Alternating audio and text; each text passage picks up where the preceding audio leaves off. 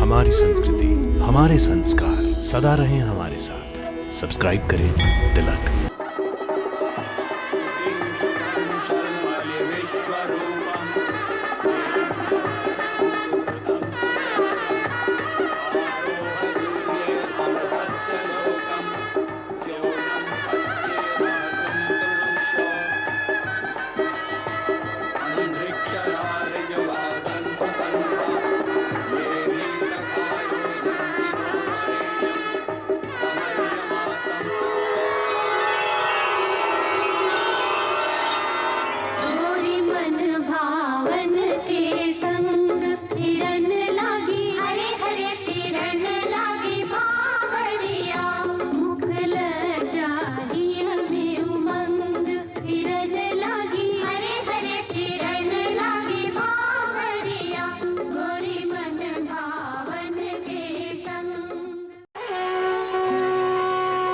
कितनी बार कहा है कि राजकुमारी का शिकार खेलना हमें पसंद नहीं है।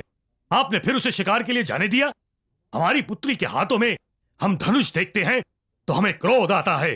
धनुष के स्थान पर हम उसके हाथों में वरमाला देखना चाहते हैं। महाराज, हमारी पुत्री के लिए कितने राजकुमारों के प्रस्ताव आए, किंतु उसे कोई योग्य लगता ही नहीं। उसे तो ऐसा महापुरुष चाहिए जो योगी भी हो और राजकुमार भी, जो संसार में लिप्त भी हो और निर्लिप्त भी, जो उसका पति भी हो और गुरु भी। ऐसा महापुरुष इस संसार में कहीं होगा?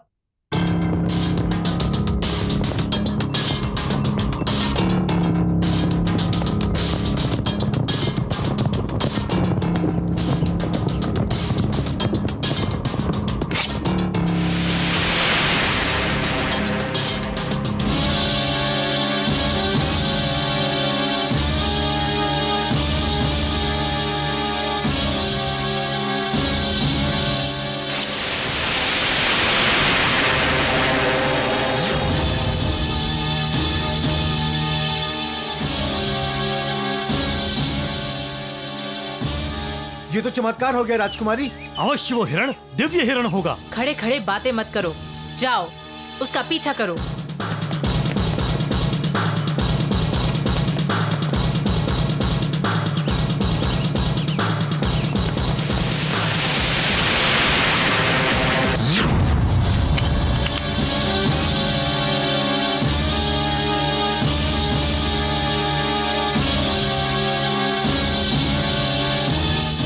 राजकुमारी, ये कैसे संभव है? संभव है। कोई है जो नहीं चाहता कि हिरण का आखेट हो।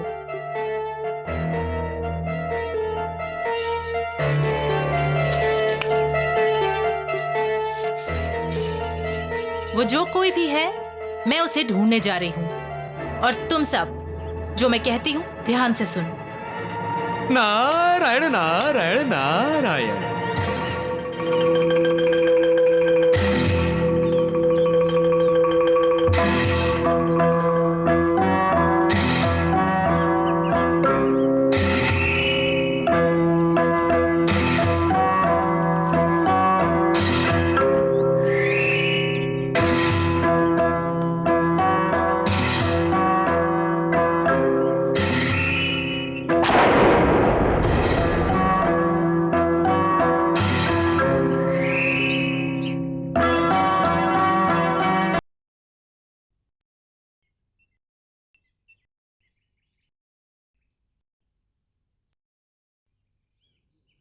प्रणाम महर्षि।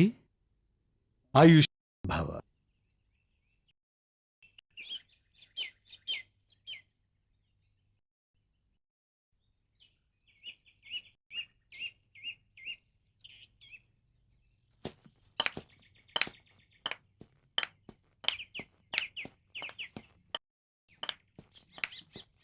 महर्षि, आपका आशीर्वाद मिथ्या होगा, क्योंकि मैं अपना जीवन समाप्त कर देना चाहता हूं।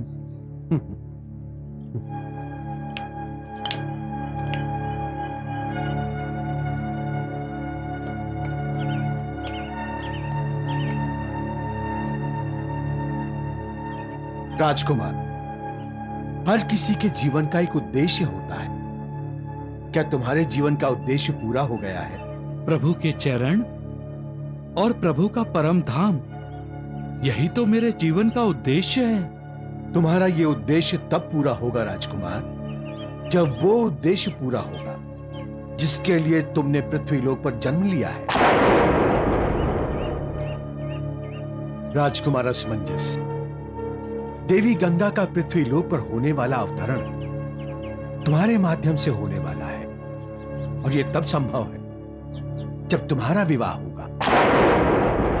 सफल विवाह के पश्चात तुम अपने जीवन के बारे में सोच सकते हो। तब तक तुम्हारे जीवन पर पृथ्वीलोक वासियों का अधिकार है, तुम्हारा नहीं। महर्षि, ये मेरे लिए वरदान है या अभिशाप? पृथ्वीलोक के लिए गंगा अवतरण वरदान है। परंतु महर्षि, मैं क्यों जन्म जन्मांतर के चक्कर में फंसा रहूं?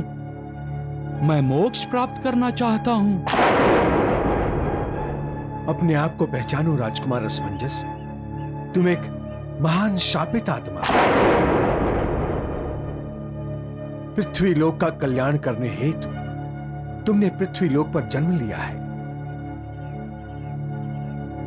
और अब जब कल्याण करने का समय आ रहा है तो तुम सब कुछ छोड़कर जाना चाहते हो। तुमने जो बावले का वेश परिधान किया है उससे जन सामान्य धोखे में आ सकते हैं, मैं नहीं। तुम स्वयं एक महान योगी हो राजकुमार, इसलिए बचपन से लेकर अब तक तुम अपने योग सामर्थ्य से कई चमत्कार कर सके हो।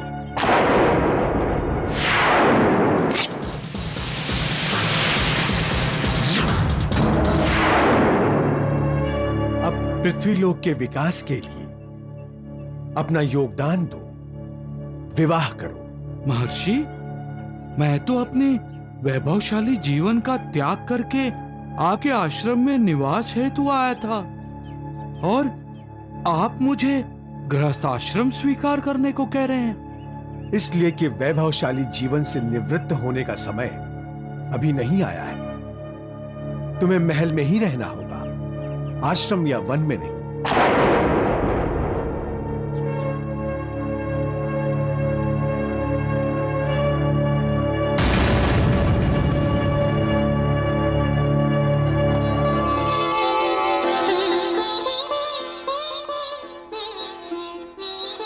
महर्षि, विराट नगरी की राजकुमारी प्रतिमा का आपको प्रणाम।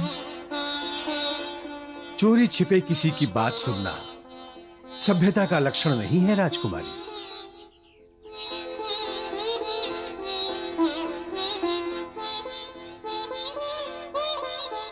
तुम्हारी मनोकामना पूरी होगी राजकुमारी, तुम्हें सुयोग्य पति मिले।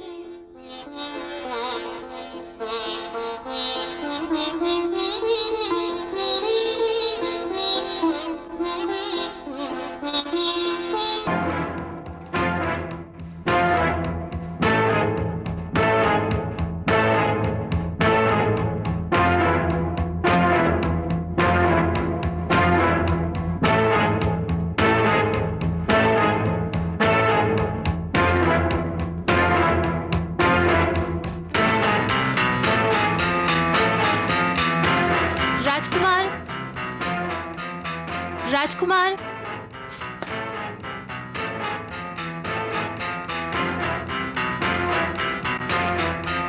योगीराज, रुक जाइए राजकुमार, मैं आपसे बात करना चाहती हूँ।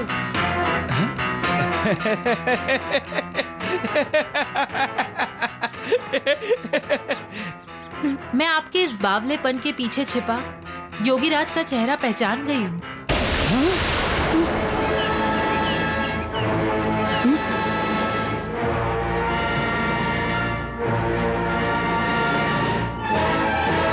क्यों मेरे पीछे पड़ी हैं आप?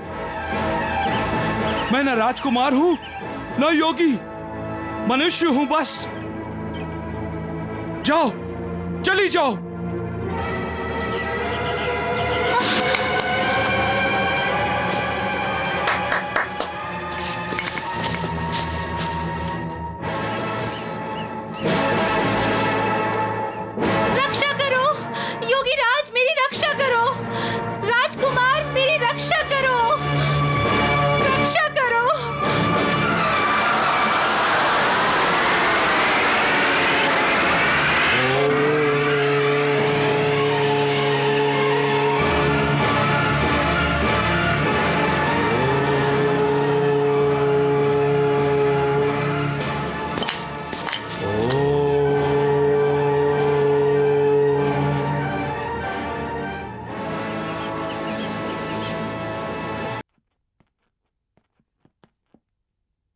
प्रणाम अयोध्या नरेश।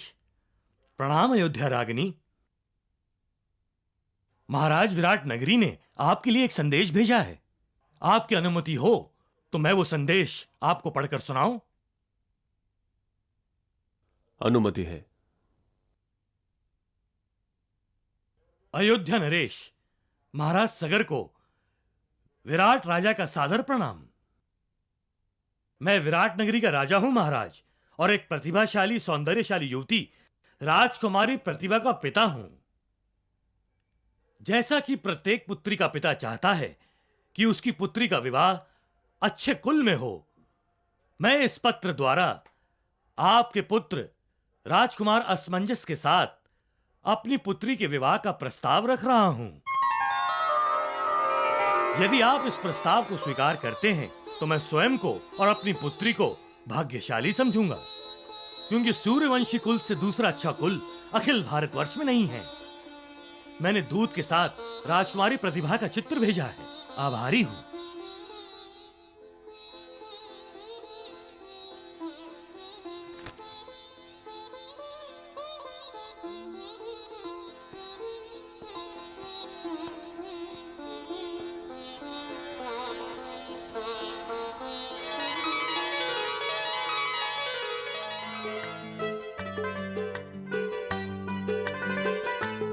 सुंदर। महाराज, आप महाराज विराट से कुछ कहना चाहें तो। उनसे कह दीजिएगा कि हम गंभीरता से इस विवाह प्रस्ताव पर विचार कर रहे हैं और उन्हें शीघ्र ही उत्तर देंगे।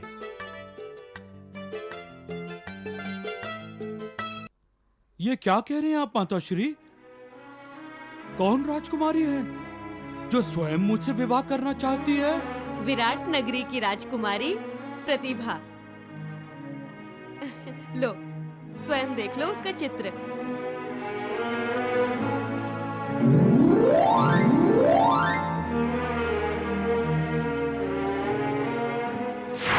रुक जाइए राजकुमार, मैं आपसे बात करना चाहती हूँ।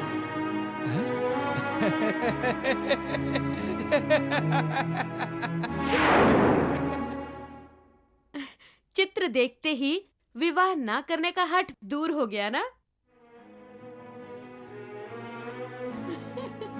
मैं ना कहती थी महाराज, असमंजस प्रतिभा का चित्र देखकर तत्काल विवाह के लिए हाँ कर देगा।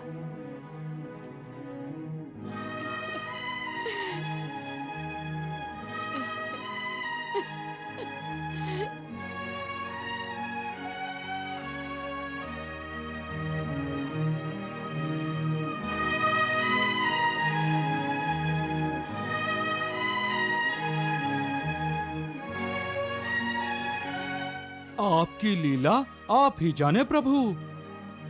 आप मुझे विवाह के बंधन में बांधकर ही रखना चाहते हैं, तो जैसी आपकी आज्ञा।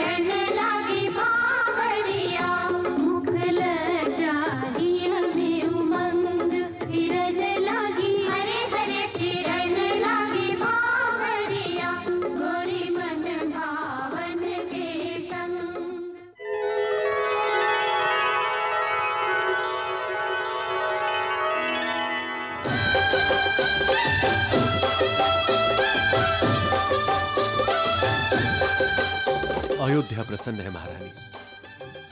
राजकुमार असमंजस के विवाह और महारानी सुमति के मां बनने के समाचार से अयोध्यावासी आनंदित है।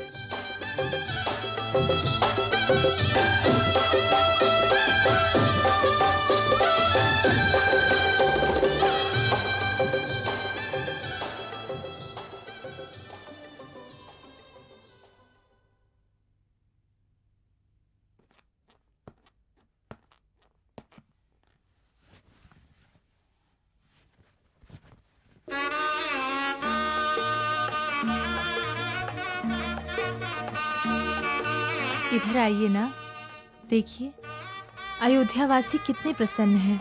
जो स्वयं प्रसन्न है उसे सभी प्रसन्न दिखाई देते हैं।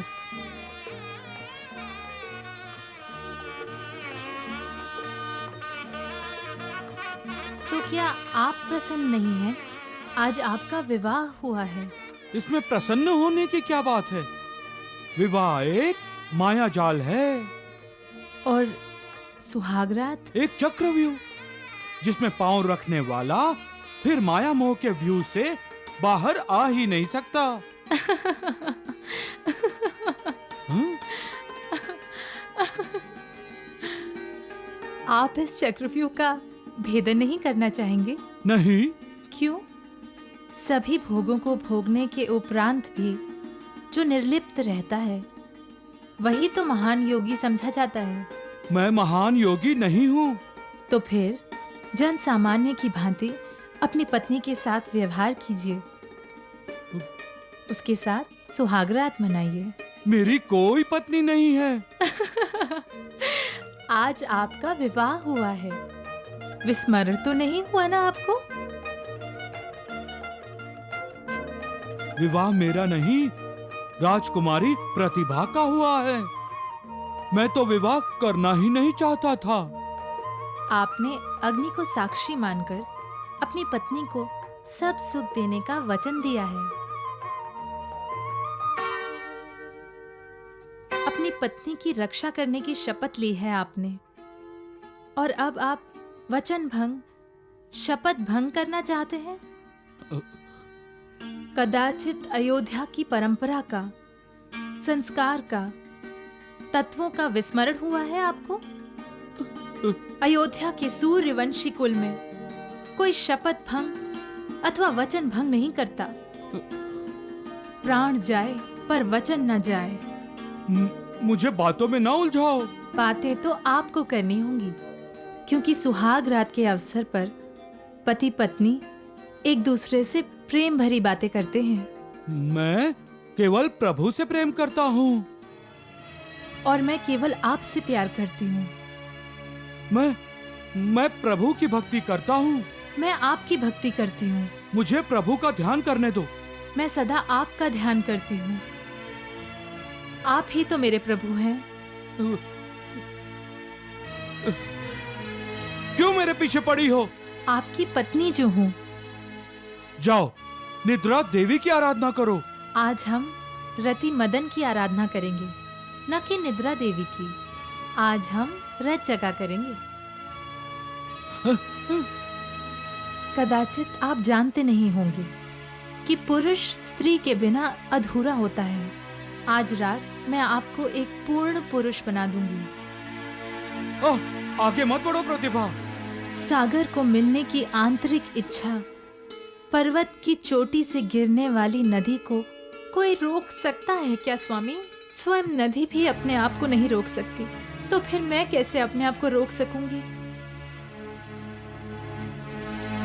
मुझे केवल आप रोक सकते हैं स्वामी। आइए, रोकिए मुझे। हाँ, मैं ही रोकूंगा तुम्हें।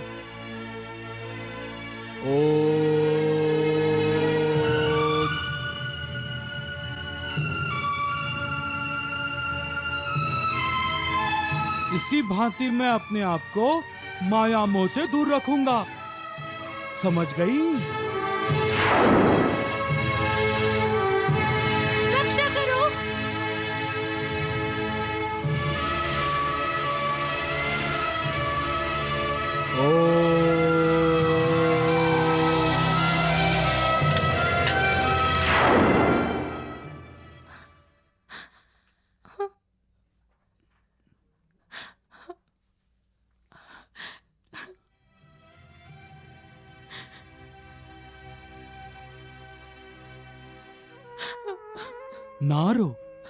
ना रो प्रतिभा।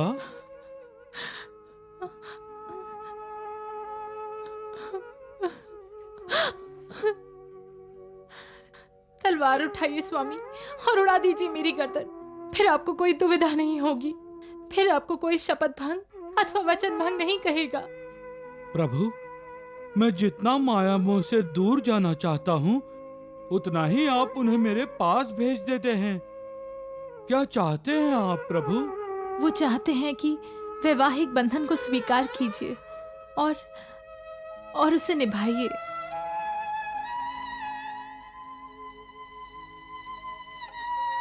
आप बता सकते हैं स्वामी कि पत्नी को पत्नी क्यों कहा जाता है? जिस स्त्री के सामने पति का पतन होता है, उस स्त्री को पत्नी कहा जाता है।